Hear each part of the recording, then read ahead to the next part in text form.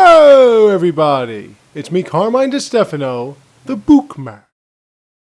And I'm finally going to do it. I've been talking about it throughout the entire Dragon Age Inquisition walkthrough. I am finally going to play for you guys Dark Souls and then Dark Souls 2, the full game. All the downloadable extras, I have all of them. I'm going to play through Artorias of the Abyss in this one, as well as the entire game itself. I'm going to play through all of the downloadable extras in the last one, and as you've read in the title, this is a ninja walkthrough. And what that means is, I am going to build us a full-fledged ninja on Dark Souls. So this is going to really be something. I mean, I've played this game a few times. I know it like the back of my ass. It is really a great game. I love it. I love so many aspects of it. There are so many things that don't work, and I'm going to get through that, but really in itself and as a whole, this is just a spectacular game that I really enjoy. So it's going to be a lot of fun playing through it for you guys, and we're going to get through this, and I'm going to go through all the little tips and tidbits in order to get through every single boss fight. This is how I go about creating this, how I go about playing through this game. I just want you to know that one thing about Dark Souls and Dark Souls 2 or Demon Souls, whichever one you play, there is no real set path. There's no linear path. You can pretty much go wherever you want, however you want to. You can build your character however you want to build it. And I'm going to go into all the little aspects of this game, all its little nuances, and the things that I do appreciate more than even the second one. I'm going to get through it together. So let's take a look at it together, shall we? Now, for any of you that have played video games anywhere near as long as I have, when you talk ninja, you talk one in particular, and I'm going to name our character this ninja in general. I can't actually space, so you know what? Let's just keep it like that. This is...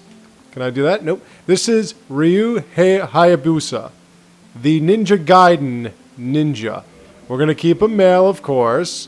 Now, this gift right here, for those of you that have never played this game before, what this gift does is it gives you the opportunity to start off with a particular item in your inventory that you can use later on throughout the game. Now, Goddess Blessing is a potion that could heal you completely and also cure you of your ailments, like poison or...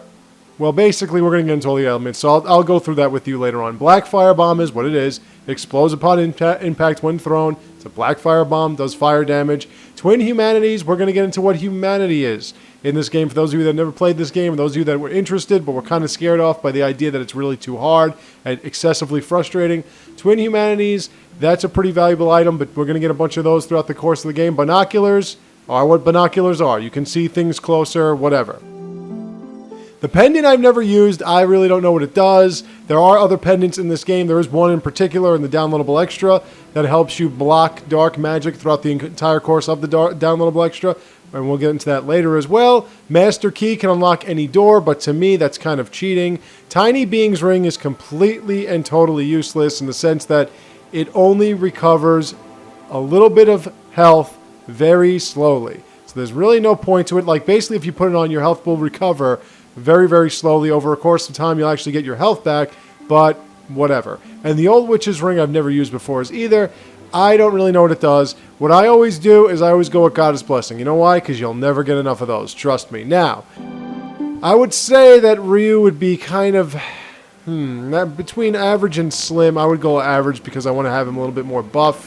When it comes to faces, this is not one of its strong points. We're going to have to come up with somebody that looks a little bit like him so we don't have to go through all the trouble of having a cleric. I don't know about a cleric. I don't know about a Karim. I mean, I don't want to go... that one looks okay, but I'm not really sure about that. Alright, let's go with the base, and let's kind of mess around with him, I guess. Let's do a commoner for now. Alright, now we're going to do a little bit of the hairstyle. Let's see, Ryu. Yeah, Ryu's got kind of hair like that. Color is fine. Now we can go to customize, and we're going to customize. Come on, customize. No, customize. There we go. Sometimes it's hard to read what you're doing with this game. Okay, so let's just do changes. Nothing major. Now, you could kind of mix things up a bit with the faces. Again, it's not really its strongest aspect, but we're going to go a little further. You know, like I said, in this... Basically, when you play this game, you're more or less playing a particular... You're going through this land, and we're going to get through all the different portions, all the different areas. We're going to get through all this stuff together. It's going to be a lot of fun, trust me. This game is... I don't want to say it's a legendary game. It's definitely a game that's gotten a lot more press, a lot more attention recently. As you can see, it was built back in 2011, which is, at this point, only 3 years ago.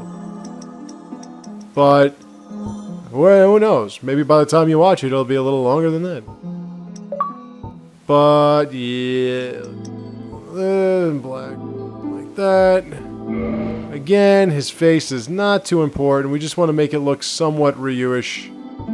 For those of you who have played Ninja Gaiden, I know they've made some new Ninja Gaiden games. We're gonna do something with that eye, that brow wait. Oh yeah, forehead. Let's do some.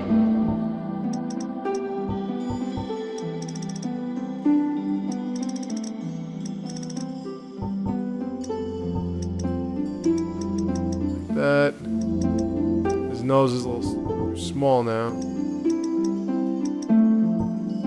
Nose a bit more longer so he doesn't look too much like Tim Robbins. So I just finished playing through Dragon Age Inquisition, and I'm really sorry that the last one has not been loaded up yet. I've been waiting all day for this thing. It looks like YouTube is going through its process again where everything takes forever to load up. So just be patient because it's going to be on soon. It'll be on before this one goes up, so that's for sure. Okay, and I don't want to go through too much of this, but as you can see, we're doing pretty well. So, yeah, we're good. Now,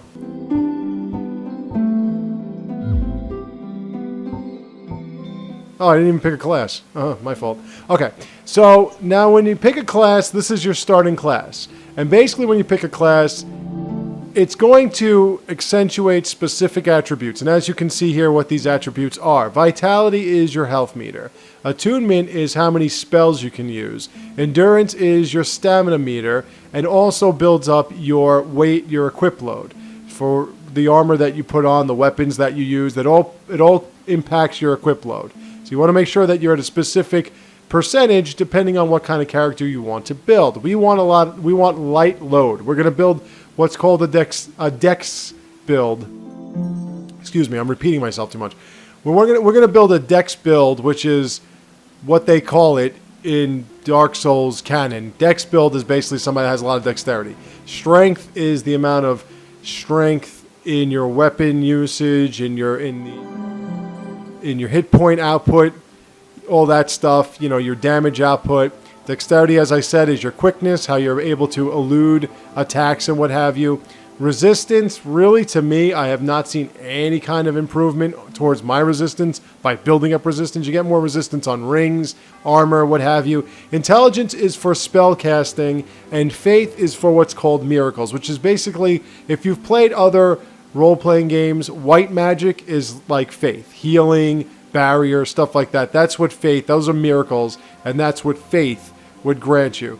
We're going to do a little bit of intelligence, we're going to do a little faith, but we're building dexterity, we're building endurance, we're going to do some kind of resistance, a little bit of strength, and a little bit of vitality, but basically dexterity and endurance, those are the keys. So the warrior looks like a good idea, but then again there's a knight. Knight is basically a strength build type. And I have built knights that were buffed and disgraceful, and it was ridiculous. Wanderer looks like where we should probably go. However, for any of you that have played Final Fantasy I, as I have many times, we all know that in Final Fantasy I, the thief becomes the ninja. And as you can see, our endurance sucks so far. We have good attunement, we have good intelligence, and we have good faith. However, dexterity. Look at that dexterity, 15. So that's, and we also have the master key anyway. So that's really good. High critical hits, that's what a ninja's all about. we're talking about somebody that moves without being seen or heard, we're going to want to go with the thief. So that's what we're going to do right now. We're going to go with the thief. We're ready to start. So let's do this, baby. In the age of ancients, the world was unformed, shrouded by fog. A land of grey crags, arch trees, and everlasting dragons.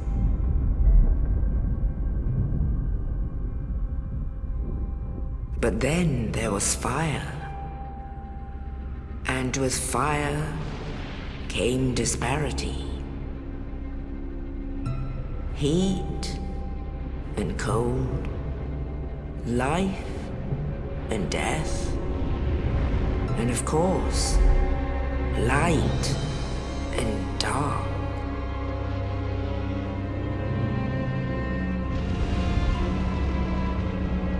Then from the dark they came and found the souls of lords within the flame.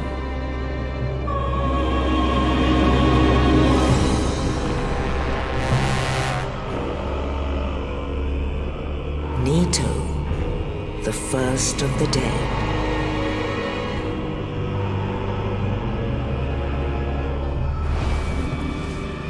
The Witch of Izalith and her daughters of Chaos.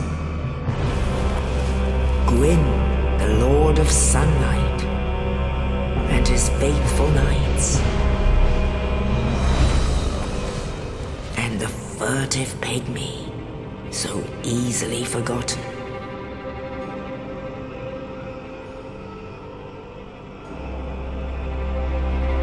With the strength of lords, they challenged the dragons. Gwyn's mighty bolts peeled apart their stone skins. The witches weaved great firestorms. Nito unleashed a miasma of death and disease. Seath, the scales, betrayed his own, and the dragons were no more.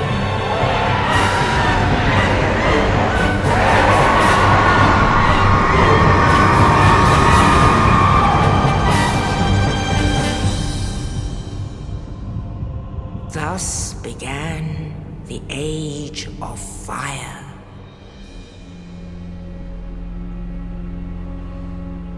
But soon the flames will fade, and only dark will remain.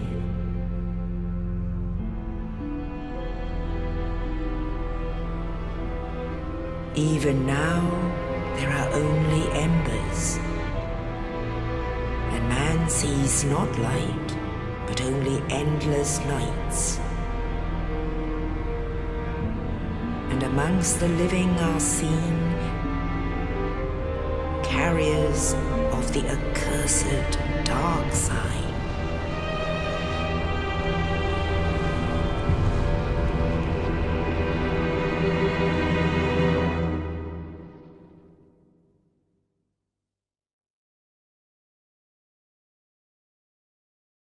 So that's the storyline. That's what we're getting involved in. Basically, for those of you that aren't understanding what's happening,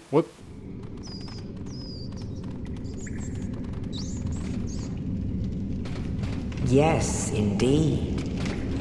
The dark sign brands the undead.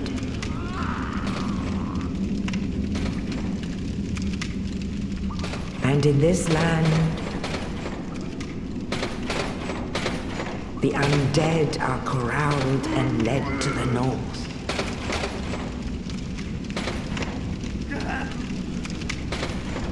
Where they are locked away to await the end of the world.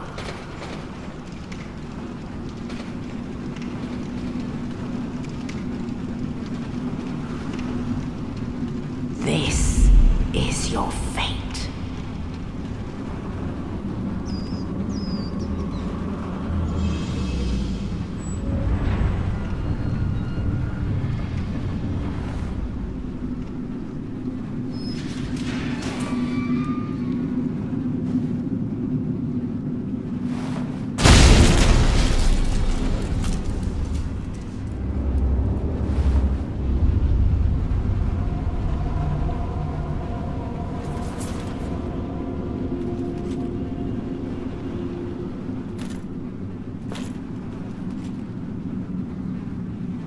Storyline, as I was saying. So for those of you that weren't keeping up with that or whatever, trust me, it's hard to really figure out what's going on at first. I had a hard time myself. But basically what goes on in this land called, whatever it's called, we're going to get to the name of it soon. Basically, I am what's called undead. And what that means is I can't die, obviously. But the more and more times I die, or the more and more souls I lose, really is what it comes down to, the more and more displaced from humanity I am. In which case, I am basically a walking undead corpse. I'm a zombie, more or less, with no real personality, no real mind. I'm just aimlessly walking through this world. Now, there was a time when dragons ruled all of it, and they were running everything, and the people that were undead were basically just roasting away until they started understanding what it meant to acquire souls. They gained their humanity, they gained powers and everything like that, and they were able to fight back the dragons. And at this point, the fire that was supposed to keep all of this world alive, if you will, is now starting to burn out. So that's where we are at this point. Now, since I am undead, I'm supposed to be stuck in this prison for the rest of eternity. But because this fine gentleman decided to drop this corpse with the dungeon cell key, I can now get the hell out of here. And I will. Now, I do have the master key, but I'm not going to use it. I can just use it for all these cells or whatever, all these doors that I can't open ordinarily. But I'm not going to use it because I want to show you where pretty much everything is. Now, I want to warn you ahead of time, this is not an expert walkthrough. If you want to see where all the items are and how to get every last item, I suggest LP Dark Souls HD, a young man named Trace, I think his name is, who I've been watching, who, helped guide me through this game originally without himself knowing. He's actually playing through this up for the third time and posting it up on YouTube, which pisses me off because it's like, dude, you've done it already, right? What's that? You have done it already. Why don't you let me do it from now on, all right? I'll take over from here. But anyway, watch his if you want to see all the items, where everything is. I'm going to show you as much as I possibly can without killing myself too much. And I'm going to show you as much as you need to in order to progress to the end of the game. You see this creature over there? We're not fighting that motherfucker for a long time. So now basically if you go here, you'll see these are orange soapstone signatures. Actually, the ones that you see here, see this one? These are written by the developers. That you can tell because you can tell with the cross section. You can tell because that logo is actually a helmed individual as opposed to an undead in a hood like ours. These little soapstones here, these little signature signs here are going to actually tell you how to play this game. Now, I don't need them myself because I played through this game a million times. But they're going to tell you how to play this game. And as you can see, we've got this shit weapon. It's a broken handle. It doesn't do anything. It's nice, though, that they actually allow you to have a broken handle in a cell. But whatever. We can't really use it. We can't really attack anything. I mean, it'll do damage, but nothing major. So, see here, it's going to tell you the rest of the bonfire. This right here, these bonfires, and we're going to move a little faster as we go along, but I just want to explain some things first. This bonfire is basically your checkpoint. If you come here, now of course if you just quit and turn it off, that sign over there, that flame in the top right corner, that'll tell you that it has auto-saved or is auto-saving. So you can actually quit and come back and you'll be right where you left off. But if you go to these bonfires, this is where if you die, you'll end up here. This is also where later on you can level up, you can mess around with your inventory, you can repair your armor, your weapons, reinforce them, whatever. And as you can see here, we can't go this way. Now this part got me killed a billion times until I realized what I have to do. Through these doors is going to be the first boss fight of the game. But like I've said, we are not equipped to fight any kind of boss with this shit weapon. So what you're going to do is, you're going to open these doors, and before anything drops on top of you, you're going to just bolt to the left side right here. You're going to bolt right here to this door. See that door, that cage opens? Bam! Before the music starts. Haha! Now down here is where we're going to actually start our adventure.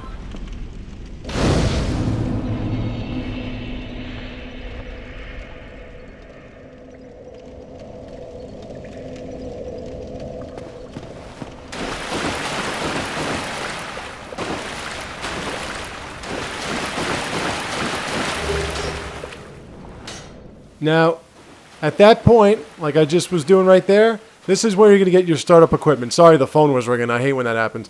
That's where you're going to get your startup equipment. Now, there's an asshole shooting an arrow up there at you, right? He sees shooting those arrows at you. So you want to go to the left quick, pick up those little soul-like looking things, those white flames. Those are your items. Whenever you see those, those are items that you can pick up. But now we have a shield. We have to equip it. Now, it's kind of different. The menus are different in this game than they were in the last game. I mean, in what am I talking about? They're different in this game than they are in the second game. In the second game, the first thing is the equip, and the second is the items. In this one, the first is the items, and the second is the equip. So I have to get used to that. There are a couple of things I have to get used to. They made some adjustments in the second one, but for now, we have a little shield. And this shield, this target shield, is known for its parrying window. You have more room for error with the parrying with this shield. But we're going to just put it up like this. So that this asshole who can't hit us with his little bow, and usually he runs away right now, but I guess I can... See, look at this thing. It does no damage at all. So what we're going to do is, up here is our first weapon. Whoop. Passed it. There he goes. Now he's running. This is the bandit's knife. So the bandit's knife we're going to equip, get rid of this shit. Now the bandit's knife, like all daggers... You hit me, you cock. They're awesome for one particular attack. Critical strikes. Look at the damage we did. See the damage output? Critical strikes are backstabs and parry ripostes. So I'm going to show you how to parry, how to riposte, and how to backstab. As we've just seen, that's how you backstab. You walk up behind him, you stab him in the back. So we're going to go through this. These are fog gates or white lights. You traverse them to go further along in these areas or to get to boss fights. When you see one of those, you know you're going to a separate area, a new area, or a boss fight. Now, if we go this way, you'll see that there is an item up there we cannot get no matter how hard you try. We'll get to that one further along in the game, and I'll show you exactly how to go about doing that. Now, this game, unlike the second game, this game, if you parry riposte, or if you do any kind of critical strike, backstab, parry, riposte, you're going to get more soul output, and you might even get a chance at free humanity. And I'm going to go through soul output and all that other stuff, what that means. But first, we have a situation here. You see up there? There's a nice big round metal ball. And over here, looks like a pretty weak spot in the wall. Now, if you've noticed when I was running across, there is a guy sitting there who looks like the guy that dropped off the undead corpse in our cell to help us escape. Now, how are we going to go through here with this ball up there and that guy in there? Easy. Climb up the steps. Once you see the ball move, just drop off. Let it destroy this wall. And now, if you want, you can either go in through the wall, or I like to kill this guy first. Now, here comes a parry. Boink. See ya. Riposte. Look at that damage output. And we get 24 souls. And we also get an item. We can pillage the body, get a broken straight sword, which is a shit weapon we're never going to use. But I'll show you what you can do with it. You can shove it up your ass. No, you can do more with it. Here he is. Hello. You're no hollow. Thank goodness. I'm done for, I'm afraid. I'll die soon, then lose my sanity. I wish to ask something of you. You and I, we're both undead. Hear me out, will you?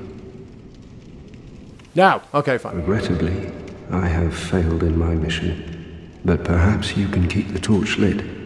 There is an old saying in my family, "Thou who art undead art chosen, and thine exodus from the Undead Asylum maketh pilgrimage to the land of ancient lords. When thou ringeth the bell of awakening, the fate of the undead thou shalt know." Well, now you know, and I can die with hope in my heart. Oh, one more thing. Here, take this. An Estus flask. An undead favorite. Estus flask. Molto importante. And this. And the undead key that's going to get us out of this place. Sort of. I would hate to harm you after death. So go now. And thank you. Now he's going to fade. He's going to die. Now I must bid farewell. I would hate to harm you after death. So go now, and thank you. He's going to fade away and give us some souls in the process. So basically what he was saying is that he was dying, he was becoming hollow, and he doesn't want to kill us because when he's hollow, he's mindless freak, zombie type, that is going to just attack on sight. And we got 100 souls for his death. And as you can see, I opened the gate so I can go over here and I can sit at this bonfire again, rest at the bonfire, whatever. Now I just want to warn you, for those of you that don't know what Dark Souls does to you as a human being, as a player, if you rest at bonfires, those enemies that I just killed, they'll all come back.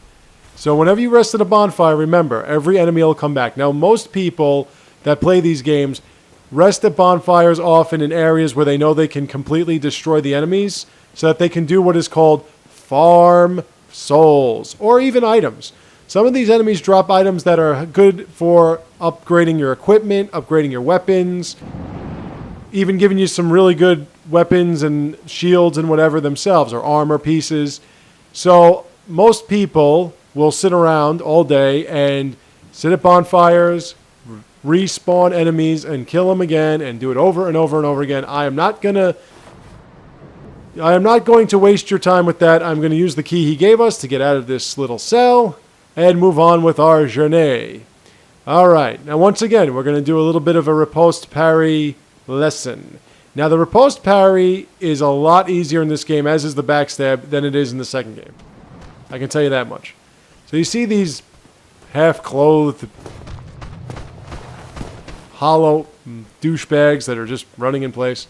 Okay, well, they're easy to kill, of course, as you can tell. But there's a guy over there with a bow and arrow, and he's going to start shooting at it. So I'm going to try to bait these guys to come out, but apparently they can't move. So I'm going to do this. Boink.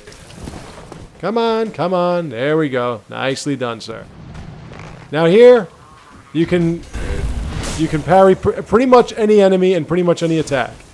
But basically what you want to do is, it's really quick. You want to time it right when they're about to strike you. Boink. And as you can see, it's a lot easier with this shield. A heavy shield would be a little bit harder. You have a much smaller window. So now here comes this dick with his arrows. Now some of these smaller shields don't block 100%, which means backstab, which means that if they don't block 100%, you are going to take damage even if you block. Now what he gave us was an Estus Flask. This Estus Flask is basically your healing potion. And it always refills all its uses whenever you sit at a bonfire. And the bonfire intensity will also determine how many Estus Flask uses you have, and I will discuss that as we go along. Now in here, before we go down in that other room, there is one enemy. He's got a shield and a sword. He's a little bit tougher than the other guys, but that's okay, because we are parry riposte experts, sort of. Okay, maybe not. I gotta get my timing back, but that's okay, I can just backstab him. So I'm pretty low on health right now, and as you can see here, there's a message. Message? Yeah, thank you. I can't open this door, it's locked, so we're not going to worry about that. But I'm low on health, so what should I do? I just hit my X button, because this is the Xbox 360, and I drink an Estus Flask, and it heals me somewhat. The further along you go, the stronger the Estus Flask can become, depending on how many... I'll get into that later. Okay, so through here is a boss fight. Now, this is the Asylum Demon. He's waiting for us to do... nothing. I was supposed to do a... oh boy, okay. Now, we're going to have to get away from this.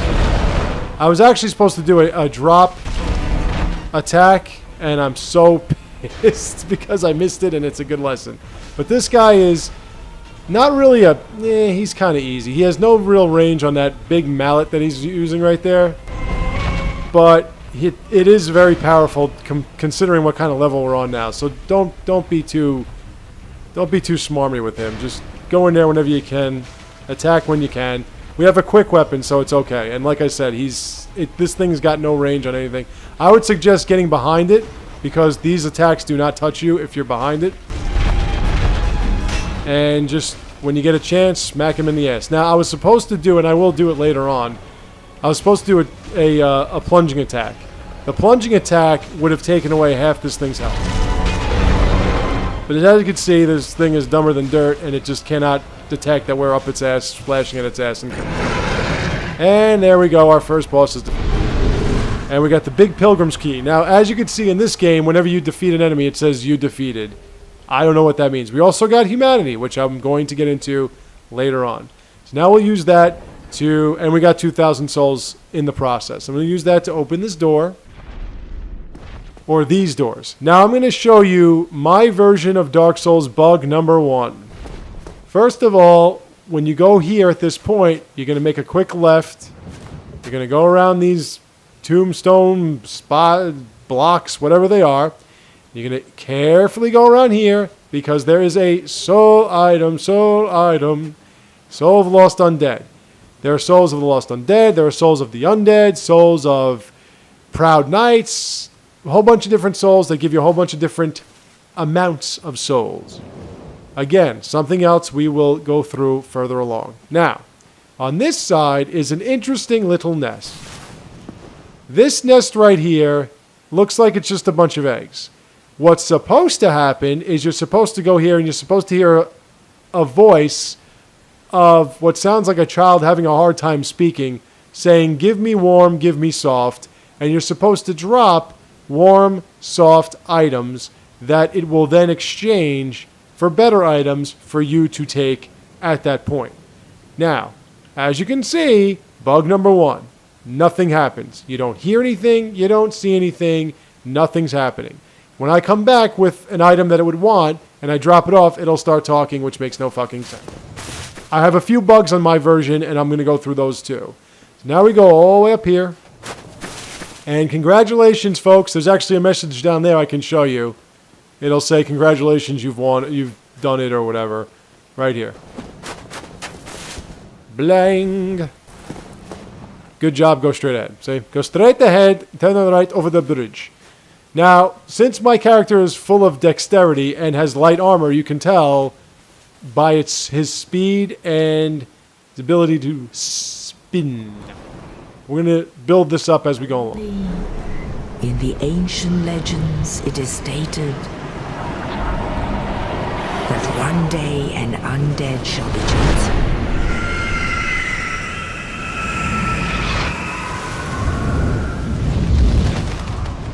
To leave the Undead Asylum in pilgrimage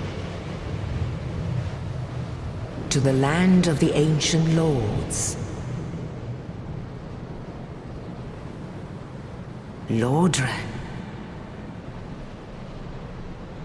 Lordran, otherwise known as Lord Ran. And Red Rum. Red Rum. Trapute Sib. This land of Lordran is the first land established, the first kingdom established in this area that we're actually playing through in the Dark Souls series. Obviously, it's Dark Souls 1. Demon Souls, I'm not sure where that took place. So now we go here, and there is a bonfire here. Now I'm going to show you something. I want you to look at the Estus Flask uses. Yes, I know. I got it. Okay, go ahead. See how we have 4. Now, last time we had 5 when we first got the Estus Flask. You see this bonfire looks a little bit more fire-ish than the last one we were at. When I rest here, I have now 10 Estus Flask uses. I can level up, I can kindle, which means I can trade in that humanity I mentioned before in order to make this bonfire even stronger and get more Estus Flask uses later on when we get the Rite of Kindling. Or I can reverse hollowing, which makes me human again, only human again, but I need humanity as well. Now up here in the upper left corner where you see the 2 zeros, that tells you how much humanity you have in store, in tow. And when I say free humanity, like I said before with the critical strikes and everything, what I mean is sometimes you'll kill enemies, and when that soul effect pops off, and it looks like you're stealing their souls after you've killed them, it'll be a little bit more grayish, blackish, and whitish. And you'll see that number tick up 1. So it would be 01 or 02, depending on how many we already had in stock. That's the amount of humanity you took from killing that enemy. And then if you have that kind of humanity and not the kind that you have in your items list, you'll be able to just go to this bonfire, kindle, whatever. Reverse your hallowing. As of right now, I don't have any kind of humanity in tow. I don't have any kind of rite of kindling to make this a stronger bonfire, so I'm just going to get up and start talking to people. Like this dick face right here. Well, what do we have here? You must be a new arrival. Let me guess. Fate of the undead, right? Well, you're not the first. But there's no salvation here. You'd have done better to rot in the Undead Asylum. But too late now. Well, since you're here, let me help you out. There are, actually, 2 bells of awakening. One's up above in the Undead Church. The other is far, far below, in the ruins at the base of Blight Town. Ring them both, and something happened. Brilliant, right? Not much to go on, but I have a feeling that won't stop you. So, off you go. It is why you came, isn't it? To this accursed land of the undead? I just say, that more so in Dark Souls than Dark Souls 2. Most of the non-playable characters, like these people, they're very jolly. I don't know why. You'd think being cursed and undead and everything would make them melancholy, but whatever they say, they usually end with a laugh. So it could be something like, "And then my flesh turns to worm feed." Ha ha ha ha ha. So I don't know why. They're all jolly. So here you go. Ah, your face. You're practically hollow. But who knows? Going hollow could solve quite a bit. See, as you can tell, this... What? Restoring your humanity? Well, there are a few ways to go about it. Collect it bit by bit from corpses. Or you can butter up a cleric and get yourself summoned. And the quickest way, although I'd never do it, is to kill a healthy undead and pillage its humanity. Coveting thy neighbor is only human, after all. You can tell this guy is quite the fuse box. What are you looking at? Don't try anything clever. You might regret it. Got a bad attitude as well. Alright, now, Firelink Shrine is the first area. This is the home base. This is where you're usually going to go back when you finish your missions and everything. And as you can see, we've got an item here waiting for us to pick it up. But there are a couple of more non-playable characters that I want to get through. And a couple more areas I want to touch upon. Like this fucker! Hello there. I believe we are not acquainted. I am Petrus of Thoroland. Have you business with us? If not, I'd prefer to keep a distance, if possible. He seems like a real spazzola, but he's actually not that terrible. Hello there. I realize that I have requested that we retain our distance. But I also want you to know that it is not meant in ill will. Here, take this, as a token of peace. No, go ahead. It's for you. And he gave us a copper coin, which basically has no real use. Oh my. Oh my. Oh, I know. How about this? I have to await my companions here anyway. So what if I were to teach you some miracles? Would that please you? Okay, now, obviously I should have toggled and got rid of this thing that said I had a copper coin. I don't need to know I know I got a copper coin. You can go away now. But right now you can join your first covenant. Covenant is basically a group that grants you specific items, perks, what have you, but you have to level up in that covenant by doing certain tasks, like giving humanity or giving something else. Like, you have to actually give souls, whatever. You actually have to give something up and get something back, or defeat enemies, whatever it is. There are certain covenants that require specific aspects of the game and advancing your character. In order for this guy to sell you miracles right now, you have to join his covenant, which is a cleric's covenant. This is a cleric class that he's being built under. I don't really want to join this covenant, and he's going to sell these miracles anyway, so I'm going to say no. That is a shame. But each to their own. Speak to me if you have a change of heart. Now, these non-playable characters all have their own side quests and everything involved with talking to them, with meeting up with them throughout the entire course of the game. This dude just stands here for the rest of the game. So he's not going to go anywhere. But he's talking about a company meeting him here. They'll be there much later on. Okay, now first, before I do anything else, I want to go to a little somewhat hidden treasure trove that many might miss if they haven't seen all these playthroughs. Now, as you can see here, there's supposed to be elevators here, but there's nothing here at all. That will take us to another part of the game. We have an item here. It's a Soul of a Lost Undead. That's good stuff. We also have a little bitty area here where there's a treasure chest over there. So we're going to want to get there. And how do we do that? With a little thing I like to call running and jumping. It's not that hard to do in this game. And there we go. And we drop down here. We lose a little bit of health, but that's okay because we have a treasure trove. Treasure chest here. This is Morningstar and a Talisman. Morningstar is the starting weapon of a cleric. Talisman is the starting center. What's the catalyst? The starting catalyst, I guess you would say, for the cleric to cast miracles. So if you want to cast miracles, you have to equip a talisman, and then you can cast miracles. Here, this treasure chest grants us a homeward bone. 6, actually. These, when you use them, you're sent back to the bonfire that you last rested at, which is very nifty if you're going through a long area to find items and you forgot how to get back or you don't want to get back the hard way. You just use a homeward bone. You end up back in the bonfire you last rested at. This treasure chest, cracked red eye orb, 4 of them. Those are in case you want to invade somebody, you use a cracked red eye orb and you can just invade random people. I don't invade anybody.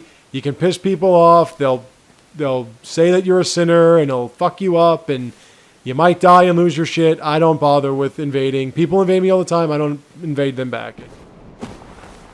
And this last treasure chest is 4 Lloyd's Talismans, which if you are, actually Lloyd's Talisman, if you are invading or being invaded, you can use those Lloyd Talismans to stop them from using their Estus Flask. So you can stop invaders from using Estus Flasks, or enemies, doesn't matter, whoever uses Estus Flasks. It's also used to put specific enemies to sleep.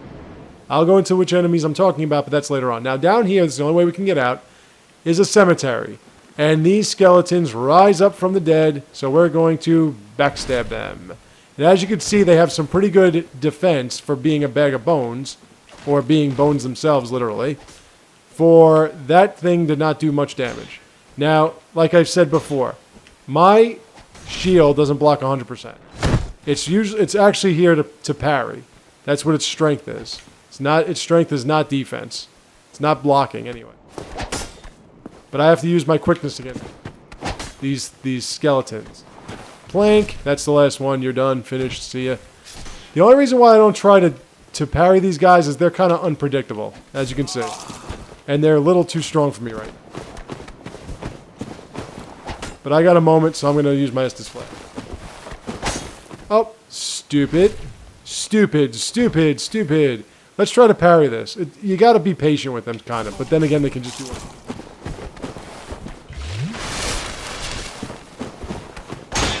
See, it's just hard to determine which attack you're going to get. And considering I have very, very low health at this point, I don't want to screw around here. So I'm just going to backstab. A critical strike, after all, is a critical strike. Yeah, some moves are strong enough that you can knock this skeleton on its ass. You can unravel it. Oh, wow. That was a miss.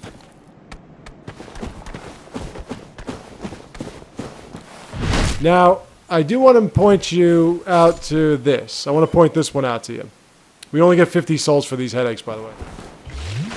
Your endurance goes down with every hit that you block. If your endurance does not cover the hit that you tried to block, you will lose the amount of health that is usually taken if you didn't even block it at all.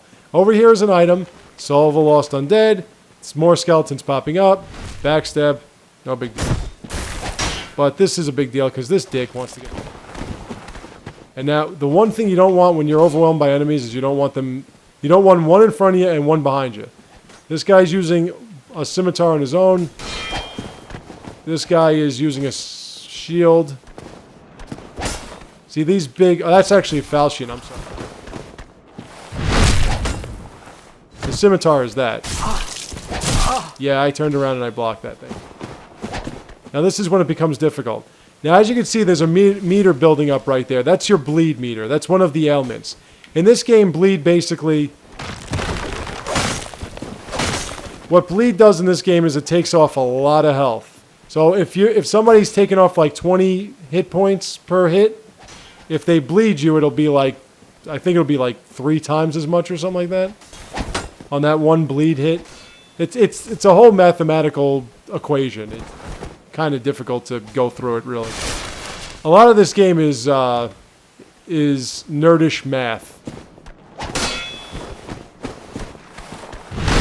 3 backstabs, that should be the end of you. Should be, yes it is. So I want to parry this guy, but he's doing all these weird moves. So I'll just backstab. I'm not going to get all the items in the cemetery just yet. See that right there? That kills me. As you can see, the enemies in this game just keep swatting at you. Yeah, you can do the, no. Drink a little Estus just for fun. We're going to get that item there, and we're going to probably leave. Damn it, too early.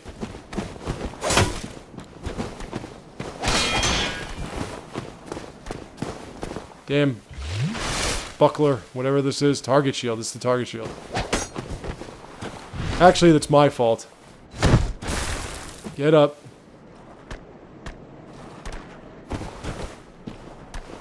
Ah. These things screw up my timing so bad. Yeah, we'll just finish. Alright, let's go quick. Let's pick this baby up. I don't want to go too far because there's a real massive skeleton somewhere along the line. And there's one down here. This will be the last one that I get for the time being because more skeletons are going to pop up. We got a Cadus round shield. Not going to use that.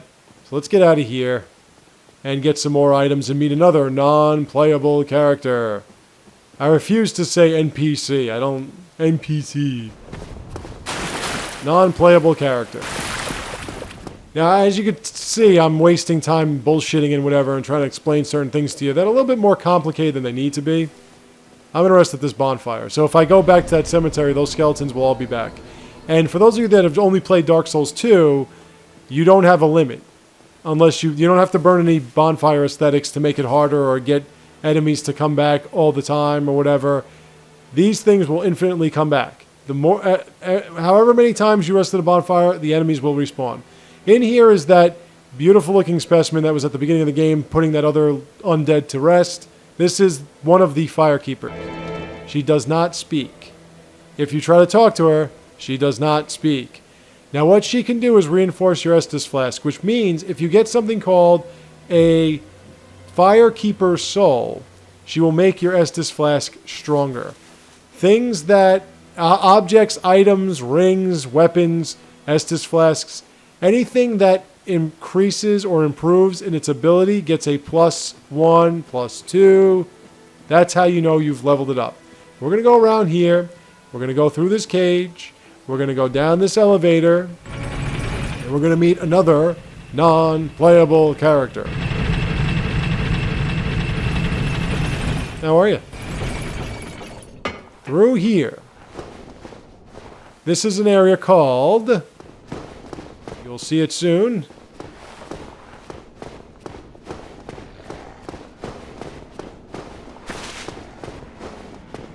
Go down these stairs. You don't have to kill these guys. These guys don't even come after you. Go down these stairs. New Londo Ruins. Now, you'll notice here. If we go up these stairs... There is a gate that we cannot open unless we have a master key. I'm sorry, I wasn't supposed to do that. There's actually a key. I forgot I have the master key.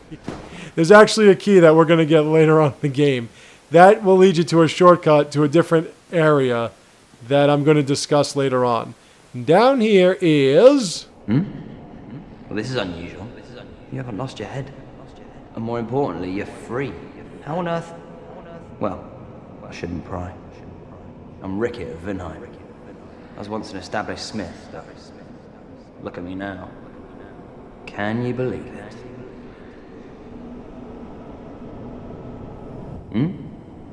What is it? Have you? Oh no. Don't worry.